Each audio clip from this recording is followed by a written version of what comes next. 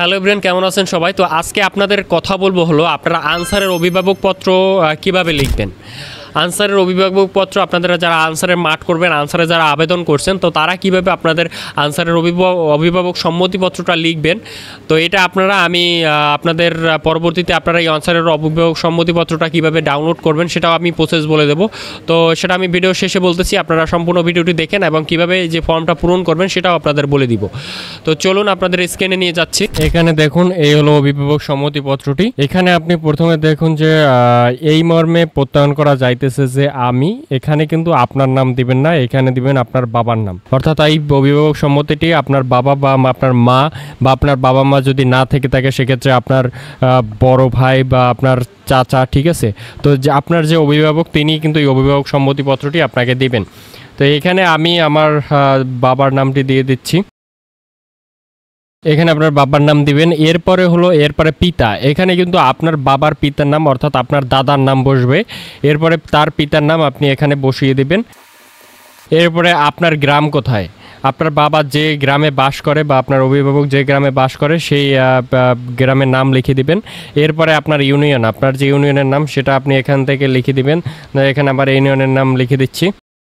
এরপরে আপনার যে ডাকঘর আছে, আপনার ডাকঘরের নামটি এখানে আপনি লিখে দিবেন। ডাকঘরের পরে এরপরে আপনার যে উপজেলা আছে, উপজেলার নামটি আপনি লিখে দিবেন।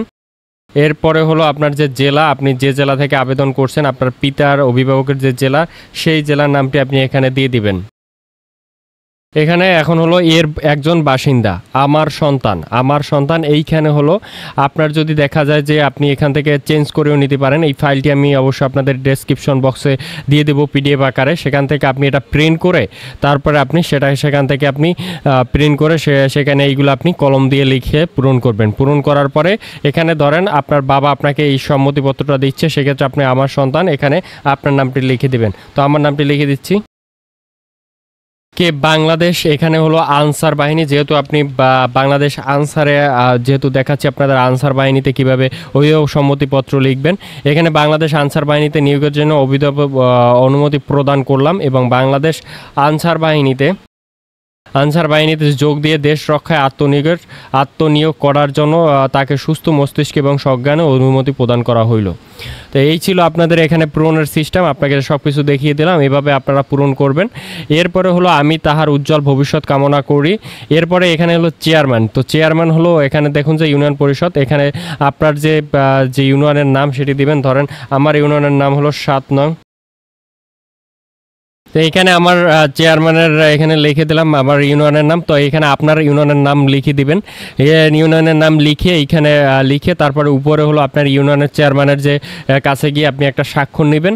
কারণ আনসারের কিন্তু আপনার সার্কুলারেই বড় আছে যে আপনাকে ইউনিয়ন পরিষদ অথবা আপনি যদি পৌরসভার হয়ে থাকেন সেক্ষেত্রে পৌরসভার মেয়রের নিকট থেকে আপনার কিন্তু এই যে আপনার তার কাছ থেকে স্বাক্ষরটা নিতে হবে, আপনার অভিভাবক সম্মতিপত্র। সেখানে অভিভাবকের স্বাক্ষর থাকবে, তার পাশাপাশি আপনার পৌরসভার চেয়ারম্যান এবং ইউনিয়ন পরিষদের চেয়ারম্যানের কিন্তু স্বাক্ষর থাকবে। এইখানে দিয়ে তার একটা স্বাক্ষর নেবেন এবং অবশ্যই তার একটা সিল নেবেন। সিল এবং স্বাক্ষর দুটোই দিবেন। এরপরে এখানে আপনার অভিভাবক যে স্বাক্ষর তিনি এখানে স্বাক্ষর করবেন এবং যে তারিখে তিনি স্বাক্ষর করতেছেন সেই এখানের তারিখটা দিয়ে দেবে। তো আশা করি আপনারা বুঝতে পেরেছেন। এইভাবে আপনারা অভিভাবক সম্মতি লিখবেন আনসার ব্যাটালিয়নে যারা আবেদন করবেন। এই ছিল আপনাদের আনসারের যে অভিভাবক সম্মতিপত্র লিখার নিয়ম এবং পূরণ করার নিয়ম। তো এটা আপনারা আমার ডেসক্রিপশন বক্স থেকে আপনারা ডাউনলোড করে নেবেন এবং সেখান থেকে আপনারা একটা কম্পিউটার দোকান থেকে প্রিন্ট করে তারপর আপনাদের যে ইনফরমেশনগুলো সেগুলো আপনারা পূরণ করে এরপর আপনার আনসারের যে মাঠ হবে সেখানে আপনি নিয়ে যাবেন। তো আশা করি আপনারা বুঝতে পেরেছেন। তো ভালো থাকবেন। আর যারা আমাদের এরকম ডিফেন্স চাকরি রিলেটেড গাইডলাইন পেতে আমাদের চ্যানেলটিকে অবশ্যই সাবস্ক্রাইব করবেন। ভালো থাকবেন, দেখা হবে পরবর্তী ভিডিওতে।